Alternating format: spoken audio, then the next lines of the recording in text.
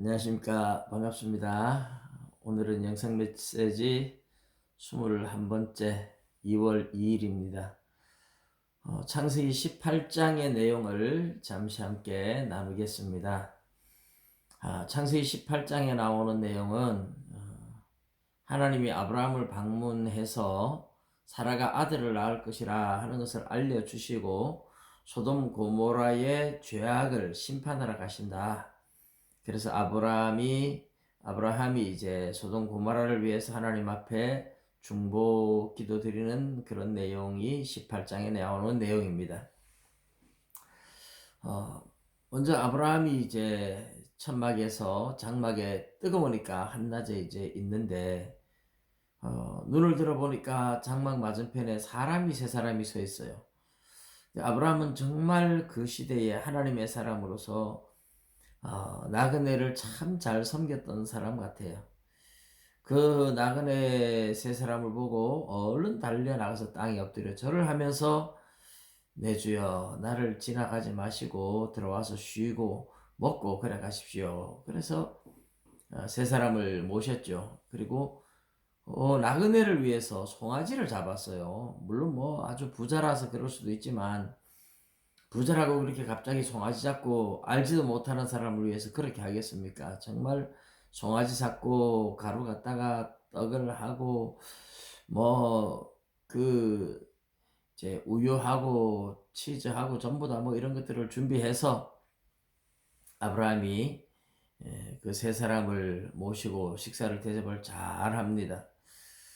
그렇게 하다 보니까 이제 하나님이라는 것을 알게 되죠. 하나님께서 사라에게 내년 이맘때 아들이 있을 것이다. 사라도 믿지 못하고 아브라함도 믿지 못하지만 하나님께서는 능치 못하심이 없으시다 하면서 아들 약속을 했고 아들을 낳게 됩니다.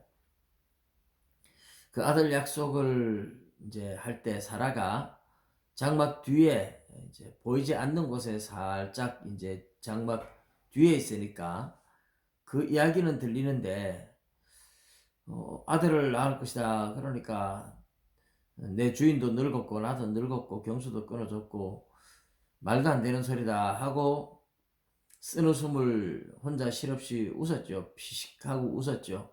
어떻게 보면 말도 안 된다 해서 비웃는 소리, 소리 없이 혼자서 웃었는데 하나님이 알고 계시죠.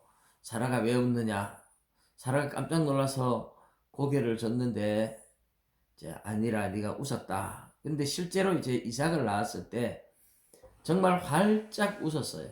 처음에 사라의 그 믿지 못해서 웃는 그 웃음, 헛웃음이라 그럴까요? 쓴웃음이라 그럴까요? 그런데 하나님은 그것을 진짜 웃음으로 바꾸어 주신 거죠. 그래서 너무 기뻐서 활짝 웃으면서 아들 이름을 웃음이다 이래가지고 이삭이라는 이름의 의미는 웃음이라는 뜻이죠.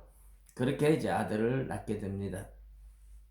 아들을 낳는 내용은 20장 이후에 가서 나오는 내용이고요. 18장에서는 그렇게 방문을 한 천사들을 아브라함이 부지중에 대접했는데 히브리서 13장 1절에 가면 손 대접하기를 힘쓰라. 그러다가 부지중에 이제 천사를 대접한 사람도 있다. 그렇게 신약 성경이 이야기하는데 이것은 구약의 아브라함을 이야기하고 있는 것입니다.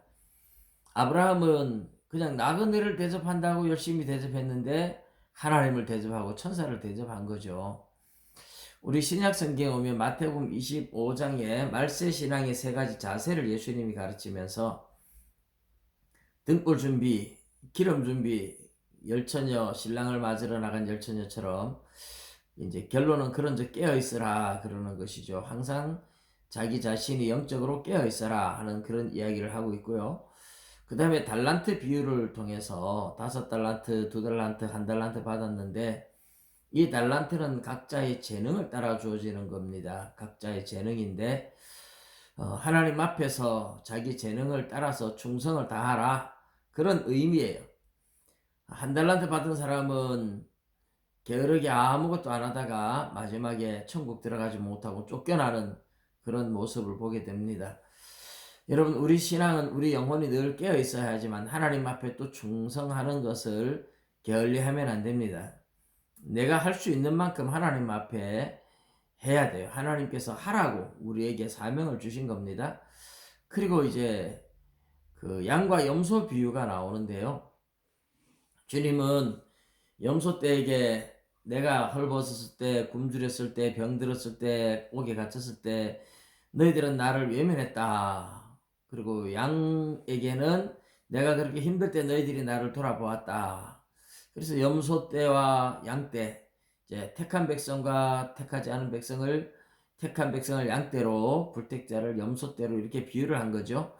우리가 언제 주님을 대접했습니까? 언제 주님을 대접하지 않았습니까? 이런 이야기를 할 때 우리 예수님께서는 나를 믿는 지극히 작은 자 하나에게 한 것이 곧 나에게 한 것이다. 이렇게 말씀을 하세요.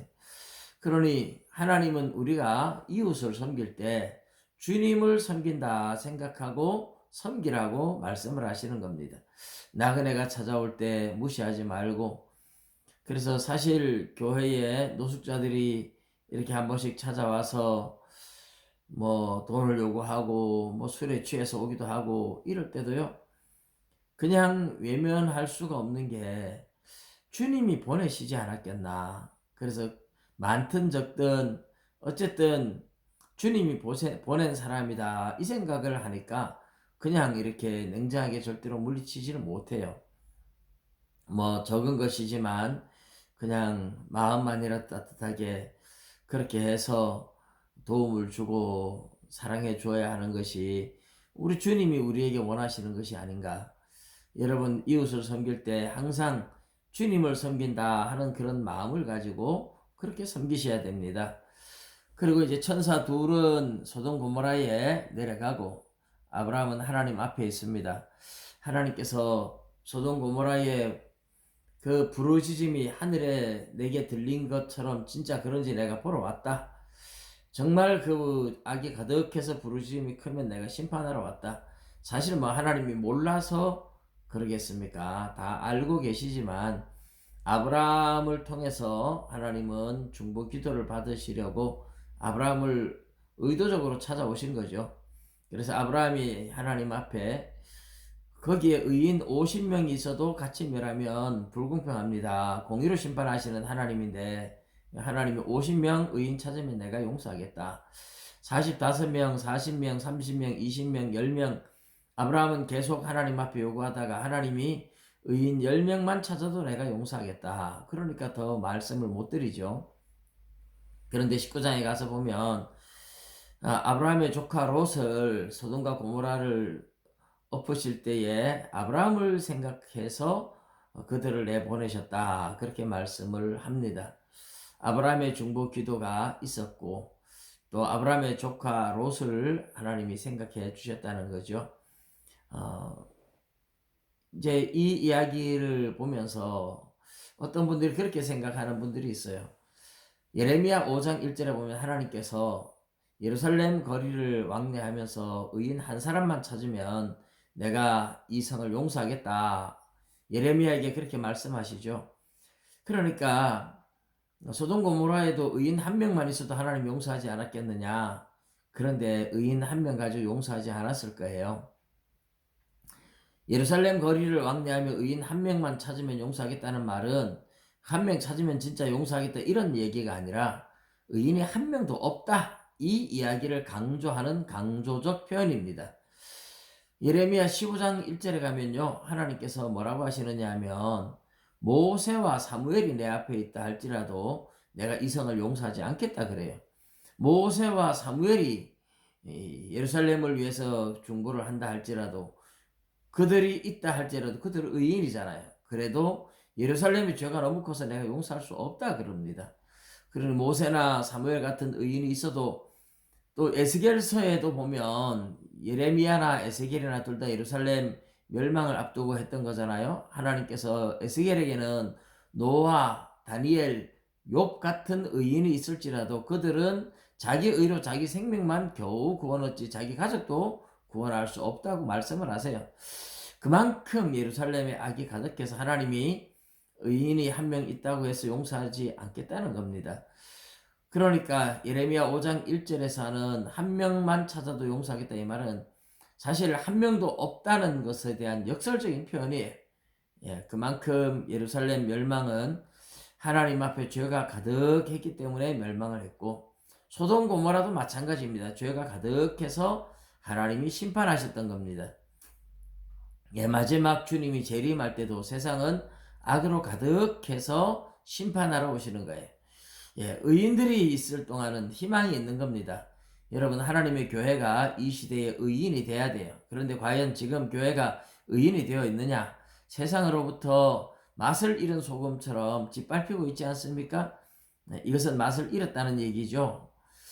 정말 교회가 다시 한번 거룩함을 회복해서 세상의 빛과 소금 역할을 감당하고 세상을 변화시키는 거룩한 교회들이 되고, 우리 한 사람 한 사람 예수님 닮은 정말 거룩한 성도들이 되시기를 주님의 이름으로 부탁드립니다.